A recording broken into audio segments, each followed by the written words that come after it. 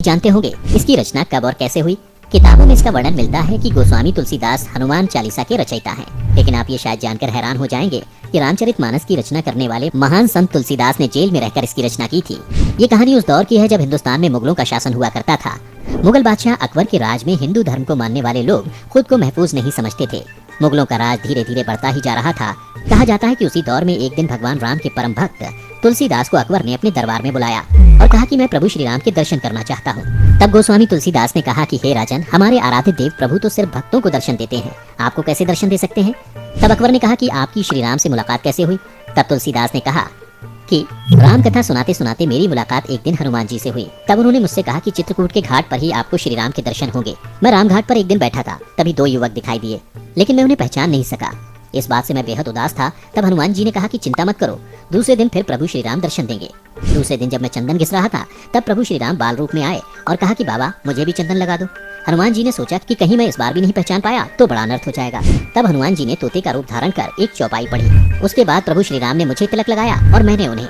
यही मेरी भगवत दर्शन की कहानी है। लेकिन आपको इसके लिए हिंदू धर्म अपनाकर भगवान की भक्ति करनी होगी, तभी प्रभु श्री राम के दर्शन होंगे। इतना सुनते ही मुगल शासक अकबर भड़क उठा और उसने तुलसीदास को जेल में डलवा दिया।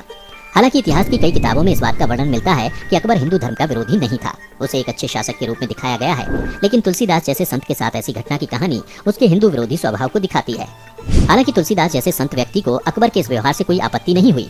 वो कुछ कहने के बजाय कारागार में कैद हो गए। वहाँ बैठकर ही तुलसीदास हनुमान जी के गुणों का वर्णन करने लगे। जेल में बैठे बैठे ही उन्होंने भगवान हनुमान के गुणगान में 40 चौपाइयां लिख दी, जिन्हें बाद में हनुमान चालीसा कहा गया। लेकिन इसी दौरान एक ऐसी घटना हुई जिससे अकबर का दिमाग भी हिल गया।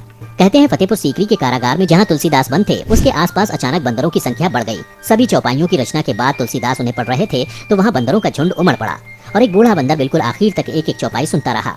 कहते हैं कि वो बूढ़ा बंदर खुद हनुमान जी ही थे। इसीलिए ये भी कहते हैं कि तुलसीदास की लिखी हनुमान चालीसा पहली बार खुद हनुमान जी ने सुनी थी। तुलसीदास जेल में जहां भक्ति भाव में डूबे हुए थे, तो वहीं कारागार की सुरक्षा में तैनात सैनिक बंदरों की वजह से परेशान थे। कहा जाता है कि जहां भी भगवान हनुमान की पूजा होती है, उनके गुणगान गाए जाते हैं, बंदर वहां आसपास पहुंच ही जाते हैं।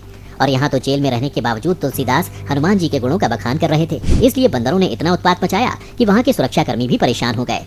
आखिर में बात अकबर तक पहुंची तो उसके मंत्रियों ने ये सलाह दी कि महाराज, आप तुलसीदास जैसे संत सरीखे आदमी को कारागार से मुक्त कर दीजिए, वरना बंदरों का आतंक कम नहीं होगा। क्योंकि हमने सभी तरह के उपाय करके देख लिए, बंदर शायद इसी वजह से लोगों को भयभीत कर रहे हैं। तब अकबर ने कहा ठीक है। कहते हैं अकबर ने जैसे ही तुलसीदास को जेल से रिहा करने का आदेश दिया, बंदरों का आतंक तुरंत थम गया। इन्हीं वानर सेना के सहारे तो प्रभु श्री राम ने लंका का युद्ध जीता था। तो भला तुलसीदास को जेल से रिहा करवाना उनके लिए कौन सी बड़ी बात थी। आजकल ऐसी पौराणिक कहानियां किताबों में नहीं मिलती। आपने मुगलों का इतिहास पढ़ा होगा जिसमें अकबर के शासन और उसके युद्ध का बखान होगा, लेकिन ऐसी कहानियों को कहीं जगह नहीं मिलती। क्योंकि इतिहास में धर्म को जगह देने की जब भी बारी आई तो इतिहासकारों ने ये कहकर पीछा छुड़ा लिया कि पता नहीं ऐसी कहानियों की क्या विश्वसनीयता होगी। लेकिन आपको शायद ये जानकर हैरानी होगी कि हनुमान चालीसा दुनिया भर में सबसे ज्यादा पढ़ी जाने वाली पुस्तिका मानी जाती है। हमारे हिंदुस्तान में ज्यादातर लोग भूत प्रेत के डर से हनुमान चालीसा का एक एक चौपाई याद रखते हैं।